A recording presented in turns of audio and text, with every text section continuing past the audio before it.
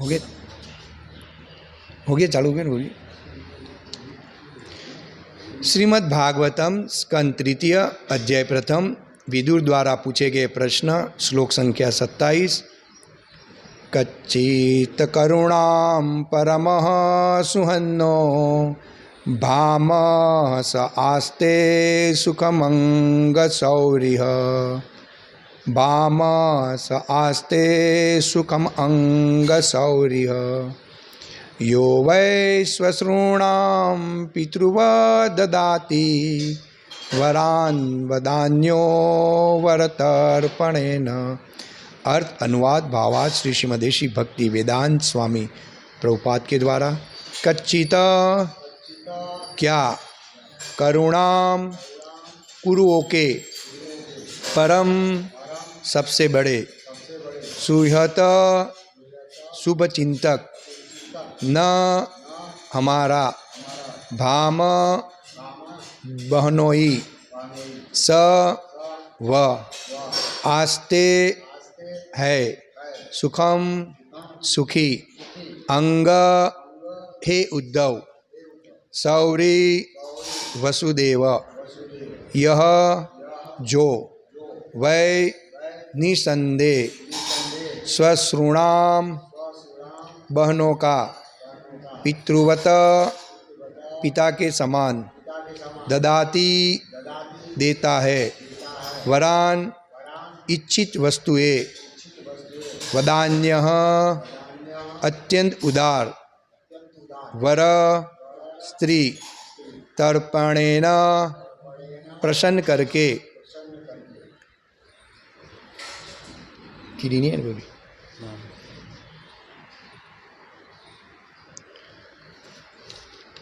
कृपया मुझे बताए कि कुरुओं के सबसे अच्छे मित्र हमारे बहनोई वसुदेव कुशलता पूर्वक तो है, वे अत्यंत दयालु है, वे अपनी बहनों के प्रति पिता के तुल्य है और अपनी पत्नियों के प्रति सदैव हंसमुख रहते हैं। तात्पर्य, भगवान कृष्ण के पिता वसुदेव के 16 पत्नी थी, जिनमें से एक का नाम पौरवी या रोहिणी था, जो बलदेव की माता थी और विदुर की बहन थी। इसलिए वसुदेव विदुर की बहन के पति थे और वे दोनों साले बहनों ही थे। वसुदेव की बहन कुंती विदुर के बड़े भाई पांडु की पत्नी थी और उस तरह से भी वसुदेव विदुर के साले थे, किंतु वसुदेव से छोटी थी और बड़े भाई का कर्तव्य है कि वह अपनी छोटी बहनों को पुत्रियों के समान माने।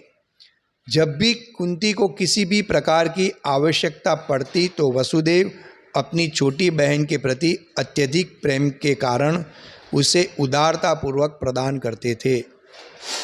वसुदेव ने अपनी पत्नियों को कभी असंतुष्ट नहीं होने दिया और साथ ही साथ वे अपनी बहन को इच्छित वस्तुएं प्रदान करते रहे। वे कुंती का विशेष ध्यान रखते क्योंकि वे अल्प आयु में ही विधवा हो चुकी थी। वसुदेव की कुशलता पूछते समय विदुर को ये सारी बातें तथा पारिवारिक संबंध स्मरण हो आए। ओम अज्ञानतिमिरन्धस्य ज्ञानाञ्जनशलाकया चक्षुरुन्मीलितमेन तस्मै श्रीगुरुवे नमः। वंदे अहम श्रीगुरुः श्रीयुतपदकमलं श्रीगुरुन् वैष्णववाच। श्रीरूपं सागरजातं सहगण रघुनाथावितं तं सजीवनं साद्वैतं सावधूतं परिजनसहित कृष्ण चैतन्यदेवं श्रीराधाकृष्णपादं सहगण ललिता श्रीविशाखान्वितं च। हे कृष्ण करुणा सिंधु दीनबंधु जगतपते गोपेश गोपिकाकांतं राधाकांतं नमस्तुते। तप्त कांचन गौरांगी राधे वृंदावनेश्वरी वृषभानुसुते देवी प्रणमामि हरिप्रिये। वाञ्छाकल्पतरुभ्यश्च कृपा सिन्धुभ्यो च पतितानां पावनेभ्यो वैष्णवेभ्यो नमो नमः। श्री कृष्ण चैतन्य प्रभु नित्यानंद श्री अद्वैत गदाधर श्रीवासादि गौर भक्तवृंद। हरे कृष्णा कृष्णा कृष्णा हरे हरे हरे राम राम राम हरे हरे कृष्णा। विदुर द्वारा पूछे गए प्रश्न इस अध्याय का नाम है। कच्चिंत करुणाम परम सुहन्यो भामस आस्ते सुखम अंग सौरी। विदुर जी हर एक श्लोक में भगवान कृष्ण को केंद्र में रखते हैं। उद्धव जी को भी आप पूछ रहे हैं, उद्धव जी को मिलने के बाद, और जैसे ही मिलते हैं तो ये उद्धव जी के सामने ही पूछ रहे हैं। कच्चित करुणाम परम सुहन्नो भामस आस्ते सुखम अंग सौरी। कच्चिम यानी कि क्या, करुणाम यानी कि कौरवों के, परम यानी कि सबसे बड़े, भगवान को संबोधित करते। सुहतम सुहन्नो यानी कि शुभ चिंतक, पांडवों के यानी कि जो कौरव है उसके शुभ चिंतक। हाँ, कुरु यानी कि पहले तो सब साथ में ही थे, कुरु के नाम से पहचाने जाते थे, हाँ, कौरवों के नाम से। लेकिन जब ये अलग हुए फिर पांडव और कौरव हुए। इसलिए भगवद गीता में प्रथम श्लोक है, और धृतराष्ट्र उवाच मामकाचय पांडवाचय किम कुरु संजय। यानी धृतराष्ट्र अलग कर रहे हैं, माम के यानी मेरे, कौरव और पांडवों के पुत्र ने क्या किया। तो भगवान वास्तविक सबके शुभ चिंतक है, और पांडव खास करके भगवान के परम भक्त थे, इसलिए हमेशा भगवान के संरक्षण में थे। तो इस तरह विदुर जी भगवान को संबोधित करके सब प्रश्न पूछ रहे, केंद्र में रख के। भामस आस्ते सुखम अंग सौरी। भामम यानी कि बहनोई, या उनके साथ पारिवारिक जो संबंध है वो विदुर जी बता रहे। जैसे यहाँ पे प्रभुपाद लिख रहे हैं कि भगवान कृष्ण के पिता वसुदेव की 16 पत्नी थी, जिनमें से एक का नाम पौरवी यानी कि रोहिणी, जो बलराम जी की माता थी, और उनका दूसरा नाम था पौरवनी, जो बलदेव की माता थी और विदुर की बहन थी। विदुर जी की वो बहन थी और वसुदेव की पत्नी थी। तो बहन की पति थे और वे दोनों साले बहनोई थे। इस तरह विदुर जी और वसुदेव साले बहनोई थे। और दूसरी तरह से वसुदेव की बहन कुंती विदुर के बड़े भाई पांडु की पत्नी थी, और उस तरह से भी वसुदेव विदुर के साले थे। तो इस तरह विदुर जी सब हृदय से प्रश्न पूछ रहे उद्धव जी को कि सब कैसे है, और भगवान को केंद्र में रख रहे। और यहाँ पे लिखा है, कुंती वसुदेव से छोटी और बड़े भाई का कर्तव्य है।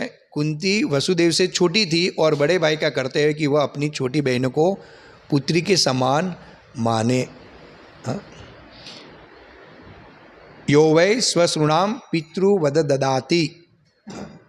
पितृवत स्वश्रुणाम यानी कि बहन का, पितृवत यानी पिता के समान। जो बड़ा भाई रहता है और उससे छोटी बहन रहती है, तो यहाँ पे शास्त्र बोलता है उसको पुत्री के समान मानना चाहिए। इसलिए हम जब दीक्षा लेते हैं तो 4 नियम में एक नियम है, अवैध स्त्री संग नहीं करना है, अवैध पुरुष संग नहीं करना है, और हर स्त्री को माता के समान देखना है।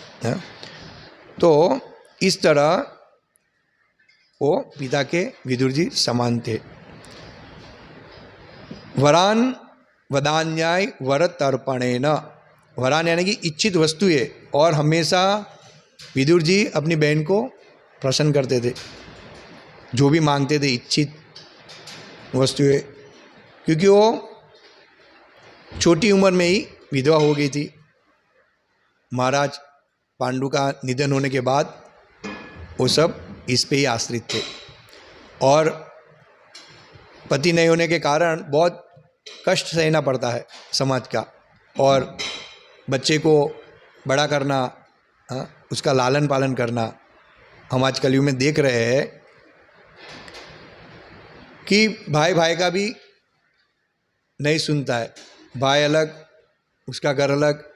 हाँ, जैसे ही शादी विवाह होती है, पहले सब साथ में रहते थे, हाँ, सहकुटुंब, बड़ा भाई छोटा भाई पिता इत्यादि, और आनंदमय जीवन था।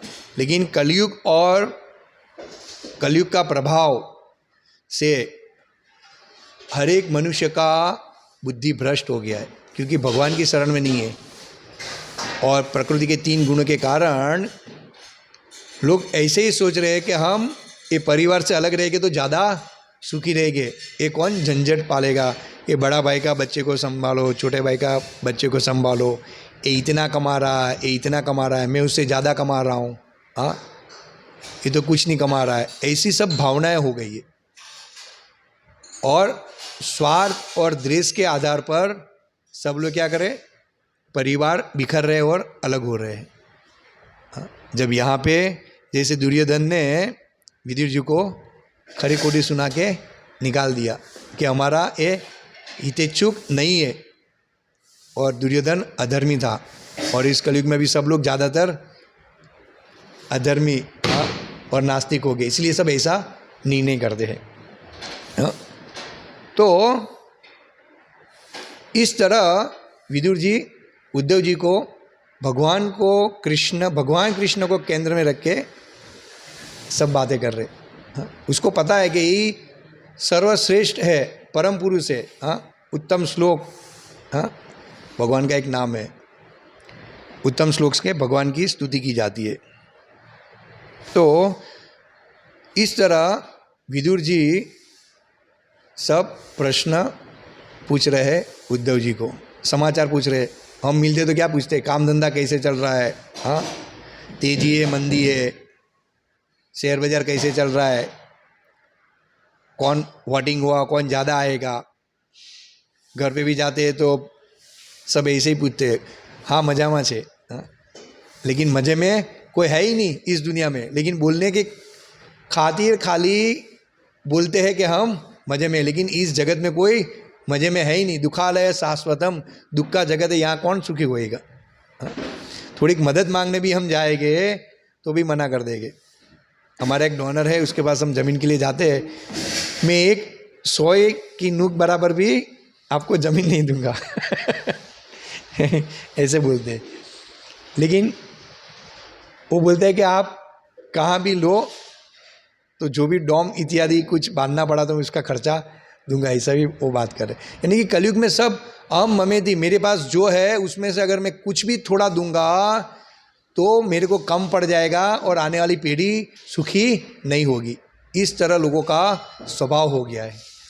अब देखिए, और यहाँ विदुर जी राजपाट सब छोड़ के यात्रा को निकल गए हैं।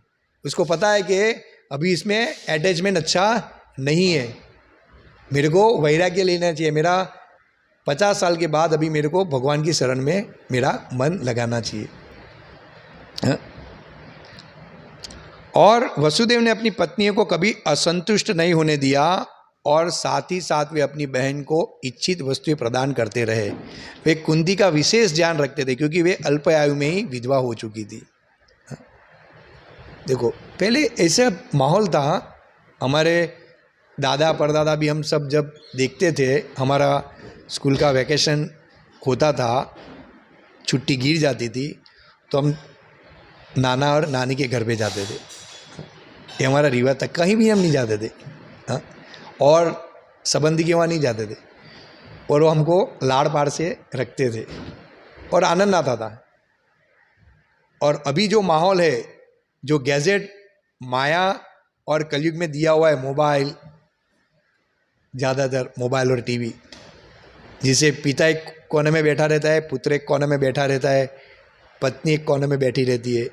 हाँ, और मोबाइल पे क्या क्या देखते हैं, क्या सुनते हैं, अपने को पता नहीं। हाय हेलो करने की बात नहीं, हम डिस्ट्रीब्यूशन में जाते हैं, हम उसका वास्तविक कल्याण करने के लिए आए, ये भी लोगों को पड़ी नहीं कि भाई अभी हमारी नींद मत बिगाड़ो। हाँ, आप लोगों को कुछ धंधा नहीं है। हाँ, और उसको पता ही नहीं कि वास्तविक हमारे पास कितना बड़ा धंधा है, और आपके लिए कितना बड़ा हम धंधा लेके आए हैं। हाँ, शाश्वत जीवन का धंधा लेके आए हैं, कि आप परमानेंट सुखी हो जाओ, वो उसको पता ही नहीं है और बोलता है हम बेकार है। वास्तविक बेकार कौन है वो भी पता नहीं है। ये कलयुग की मनोदशा है, सब दुर्योधन है। हाँ, प्रभुपाद बोलते हैं कि उस समय पे एक रावण और एक दुर्योधन था, इस समय कलयुग में रावण ही रावण है और दुर्योधन ही दुर्योधन है। ये दशा है। तो कहने का तात्पर्य है कि यहाँ पे विदुर जी यात्रा पे निकले, किस किस को मिले, और सब नैमिषारण्य के ऋषि पूछ रहे कि हमको बताइए। देखो कितनी जिज्ञासा है कि एक शुद्ध भक्त क्या करता है, उसका गुणानुवर्णन, उसका आचरण सुनने को लालायित रहते हैं, क्योंकि कृष्ण की शरण में है प्रभुपाद। और हमें किस तरह भगवान की शरण लेनी चाहिए, किस तरह भगवान का श्रवण करना चाहिए, किस तरह हमारे मन को भगवान की शरण में लगाना चाहिए, ये विदुर जी द्वारा, उद्धव जी द्वारा और आचार्य के मार्गदर्शन के द्वारा हमको प्रतीत होता है। हाँ, अनुभूति होती है कि किस तरह हम भक्ति में आगे बढ़े। ये हमें श्रीमद् भागवतम सिखा रहा है। तो एक शुद्ध भक्त जो होता है वो भगवान का चरण स्थली के अलावा कुछ नहीं चाहता है। प्रभुपाद प्रथम स्कंद में 11 अध्याय में भगवान श्री कृष्ण का द्वारका में प्रवेश, उसमें एक श्लोक है 26वां श्लोक, श्रियो निवासो यशौर्य पान पात्र मुखम दशाम बाहवो लोकपालानाम सारंगाणम पदाम्बुजम। लोकपालानाम એટલે प्रशासक देवताओं की, सारंगाणाम भक्तों का जो किसी वस्तु के विषय में कुछ कहते या गाते हैं। पद अंबुजम यानी कि भगवान के चरण कमल, जो सुंदर वस्तुओं के लिए सदैव लालायित रहते हैं। कौन सी वस्तु? जैसे भगवान का मुख, भगवान का नेत्र, भगवान का वक्षस्थल, हमेशा भक्त लालायित रहते हैं। उनकी भुजाएं प्रशासक देवताओं के लिए आश्रय स्थल है। भगवान की भुजा देवता का आश्रय स्थल है और उनके चरण कमल उन शुद्ध भक्तों की शरण स्थली है जो भगवान के अतिरिक्त न तो कुछ कहते हैं न तो गाते हैं। तो किस तरह हमें भगवान की शरण लेनी चाहिए, किस तरह हमारा भाव होना चाहिए, और इस तात्पर्य में प्रभुपाद जो रूप गोस्वामी ने एक भजन लिखा है उसका पूरा तात्पर्य इस श्लोक में दिया है। किस तरह हमें भगवान की प्रार्थना करनी चाहिए, किस तरह हमको भगवान को शरणागत होना चाहिए। रूप गोस्वामी एक भजन गाते, कृष्ण देव भवन्ते वंदे, कृष्ण देव भवन्ते वंदे, कृष्ण देव भवन्ते वंदे, मन मानस मधुकरम अपर्या निज पद पंकज मकरंदे, कृष्ण देव भवन्ते वंदे। इसका तात्पर्य में प्रभुपाद लिखते हैं, ये भागवतम में बहुत सुंदर तात्पर्य दिया है।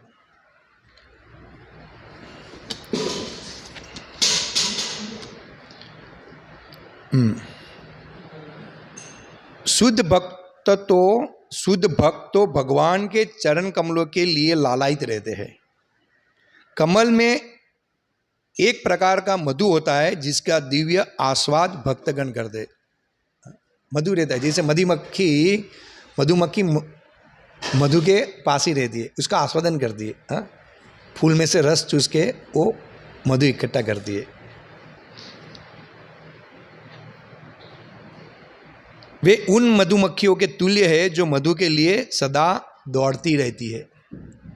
गौड़ीय वैष्णव संप्रदाय के महान भक्त आचार्य श्रील रूप गोस्वामी ने अपनी तुलना मधुमक्खी से करते हुए इस कमल मधु के विषय में एक गीत लिखा है। रूप गोस्वामी क्या करते, अपनी तुलना मधुमक्खी से करते, और जब मधे वहाँ पे मधुमक्खी लालायित रहती है, तो इसी तरह भगवान का जो चरण कमल है वो मधु के समान है।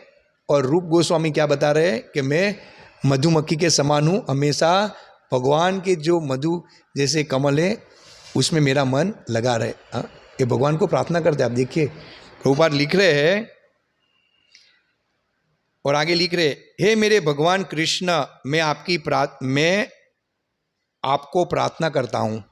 मेरा मन मधुमक्खी के समान है जो थोड़ा कुछ मधु पाने के लिए लालायित है। अतएव कृपा करके मेरी मन रूपी मधुमक्खी को अपने चरण कमलों में स्थान प्रदान करे। मधुमक्खी हमेशा लालायित रहती है थोड़ा मध पाने के लिए, तो भगवान मैं भी मधुमक्खी के समान हूँ, आपके चरण कमल में मेरे को स्थान प्रदान करें। जो समस्त दिव्य मधु के आगार है, समस्त दिव्य मधु के आगार है, दिव्य है, कोई भौतिक वस्तु नहीं है। भगवान इतने आकर्षक है, सर्व आकर्षण। कृष्ण का ये अर्थ ही होता है सर्व आकर्षण। तो हमेशा भक्त लालायित रहता है भगवान की दिव्य लीला सुनने का, श्रवण करने का और सेवा करने के लिए। अतएव कृपा करके मेरी मन रूपी मधुमक्खी को अपने चरण कमलों में स्थान प्रदान करे, जो समस्त दिव्य मधु के आगार है। मैं जानता हूं कि ब्रह्मा जैसे बड़े बड़े देवता वर्षों तक लगातार गहन ध्यान में तल्लीन रहकर भी आपके चरण कमलों के नाखूनों की धुति को भी देख नहीं पाते। देखिए बड़े बड़े ब्रह्मा यानी देवता भी भगवान का जो नाखून है उसको देखने के लिए उसके पास अवसर नहीं है, देख नहीं पाते, यानी कि उसको देख नहीं पाते। फिर भी है अच्युत, मेरी ऐसी अभिलाषा है, क्योंकि आप शरणागत पर अत्यंत दयालु रहते हैं। भगवान का दूसरा नाम है भक्त वत्सल, शरणागत वत्सल। जो भगवान की शरण में जाते हैं भगवान उसका स्वीकार कर लेते। इसलिए भगवत गीता में भगवान बताते हैं, सर्वधर्म परित्यजम माम एकम शरणं व्रज अहम त्वं सर्व पापेभ्यो मोक्ष इष्यामि मां शुचः। सब कुछ छोड़ के मेरी शरण में आओ, आपको हर पाप से मुक्त कर दूंगा। इसलिए भगवान को बोलता है शरणागत वत्सल। आप समझिए कि किसी ने कोई गुनाह किया हो या छोटा मोटा अपराध किया हो तो सरकार उसको छोड़ती नहीं है, दंड दे देती है। और हम समाज में भी हो और थोड़ी खोटी खरी सुनाई दी हो तो क्या करते हैं, हमसे संबंध काट डालते हैं, बोलना भी बंद कर देते हैं, घर पे आने जाने का भी बंद कर देते हैं। भक्तों में भी हम देखते हैं थोड़ा बहुत बोले तो सब बंद। और भगवान का गुण क्या है, शरणागत वत्सल। वो कुछ नहीं देखते कि मेरी शरण में वापिस आया है, ये मेरा भक्त है और मैं इसको स्वीकार करता हूँ। ये रूप गोस्वामी यहाँ पे बता रहे हैं कि भगवान को हमको कैसी प्रार्थना करनी चाहिए। हे अच्युत, मेरी ऐसी अभिलाषा है क्योंकि आप शरणागतों पर अत्यंत दयालु रहते हैं। हे माधव, मैं यह भी जानता हूं कि मुझ में आपके चरणों की सेवा के प्रति वास्तविक अनुरक्ति नहीं है, लेकिन आप अकल्पनीय शक्तिशाली है, अतएव आप असंभव से असंभव कार्य कर सकते हैं। भगवान सबसे शक्तिशाली है। देखो आचार्य द्वारा, आचार्य कैसी प्रार्थना करते हैं कि असंभव को भी आप संभव कर देते हो। इसलिए हमें संभव प्रयास करना चाहिए, भगवान को रोज प्रार्थना करनी चाहिए, विनती करनी चाहिए, नम्र भाव से, विनम्र भाव से, हृदय से, कि भगवान ये भौतिक जगत में मैं सड़ रहा हूं, माया मेरे को बहुत अटैक कर रही है, मेरे को परिवार में आ सकती है, नहीं तो मैं सुबह जल्दी उठ पाता हूँ, नहीं तो ठीक तरह से मैं जप कर पा रहा हूँ, नहीं मैं ठीक तरह से आपकी सेवा कर पा रहा हूँ, नहीं भक्तों का संग कर पा रहा हूँ। कृपा करके आप मुझ पे कृपा दृष्टि कीजिए। मेरे जो पाप, आलस रहित, अज्ञान जो मेरे में भरा हुआ है, जो बीज है वो आप नष्ट कीजिए, जिससे मैं भक्तों का संग कर सकूं और आपके चरण कमलों में मैं मेरा मन लगा सकूं। तो इस तरह हम अगर प्रार्थना करेंगे, जैसे विदुर जी यहाँ पे भगवान को संबोधित करके सब प्रश्न पूछ रहे, इसलिए हमको भगवान को हर वक्त केंद्र में रखना चाहिए, तो हमारा वास्तविक कल्याण होएगा। और हम शाश्वत आनंद प्राप्त करेंगे। हमें फिर कोई भला बुरा भी कहेगा तो हमको बुरा नहीं लगेगा कि भगवान की इच्छा, हाँ, भगवान इसमें मेरे को कुछ शिक्षा देना चाहते हैं। जैसे विदुर जी यहाँ पे दुर्योधन को बता रहे कि मेरे लिए बहुत अच्छा है, ये कटु वचन किए लेकिन ये वास्तविक मेरा क्या है, कल्याणकारी है कि मैं ये महल छोड़ के भगवान का धाम की यात्रा करूं और यात्रा में ये भगवान का स्मरण श्रवण इत्यादि कर पाऊं और जो जो भगवान के धाम है, जो भगवान के भक्त है, उसको मैं मिलूं, जिससे मैं वास्तविक मेरा जो जीवन का उद्देश्य है वो सफल हो। तो इस तरह हमें भगवान की शरण लेनी चाहिए, छोड़नी नहीं चाहिए अगर कटु वचन हमको कोई बोलते हैं तो। और यहाँ पे आगे लिखते हैं, ये बहुत अच्छा गीत है, कृष्ण देव भवन्ते वंदे मन मानस मधुकरम अपर्या निज पद पंकज मकरंदे।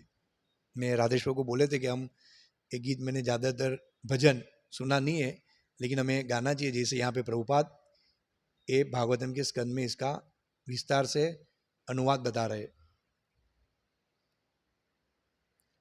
अतएव आप संभव से असंभव कार्य कर सकते हैं, आपके चरण कमलों के समक्ष स्वर्ग का अमृत भी तुच्छ है। स्वर्ग का अमृत भी तुच्छ है। जो अमृत के लिए समुद्र मंथन हुआ और भगवान ने देवताओं पे कृपा की, असुर जो अधर्मी राज करने चाहते थे, इसलिए देवता धर्मपरायण रहते, इसलिए भगवान ने उसको स्थापित किया। लेकिन वो अमृत के लिए जो मेहनत किया उसको भी यहाँ पे रूप गोस्वामी बता रहे हैं कि आपके चरणों के समक्ष स्वर्ग का अमृत भी तुच्छ है, कि आपके चरण कमलों में जो मेरा मन लगे तो स्वर्ग का अमृत भी मुझे तुच्छ लग रहा है।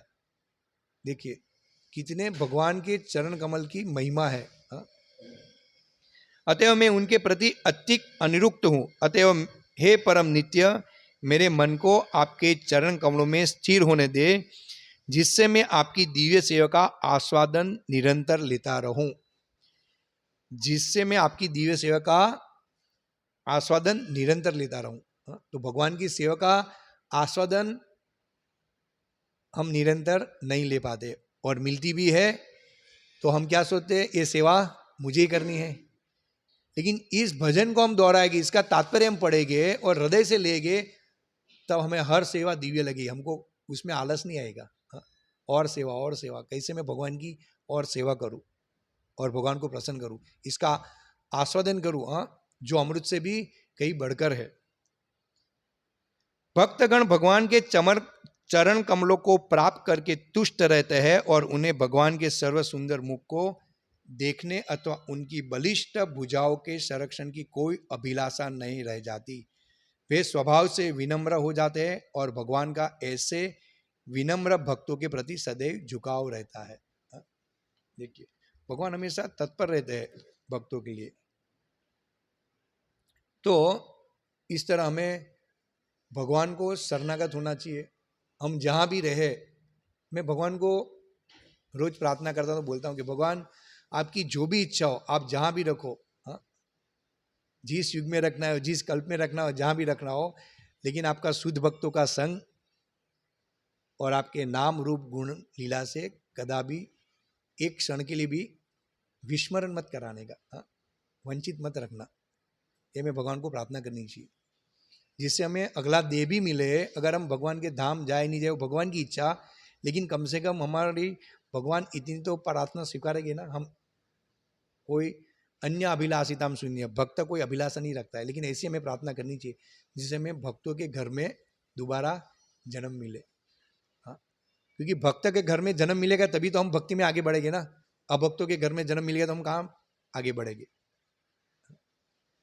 दुर्योधन और रावण जैसे घरों में अभी ज्यादातर लोगों को जन्म मिलते हैं, तो ये वहां पे ही हम सड़ेंगे और हमारा मनुष्य जीवन का उद्देश्य कुछ रहेगा नहीं। इसलिए भक्त हमेशा ये नित्यम भागवतम सेवया, इसलिए हमें भागवत पढ़ना, अध्ययन करना चाहिए और देखना चाहिए कि इसमें प्रभुपाद ने तात्पर्य क्या लिखा है, जिससे हमारी आसक्ति भगवान कृष्ण की ओर बढ़े और भक्तों को मिले। तो हमें यही समाचार पूछना चाहिए कि प्रभु कुछ सुना है भगवान की लीला, कौन सा स्कंद आप पढ़ रहे हो? हाँ, मेरे पास तो समय ही नहीं है भागवतम पढ़ने का, या मैं बहुत कम पढ़ रहा हूँ, मेरे को स्मरण नहीं रहता है, श्रवण नहीं रहता है।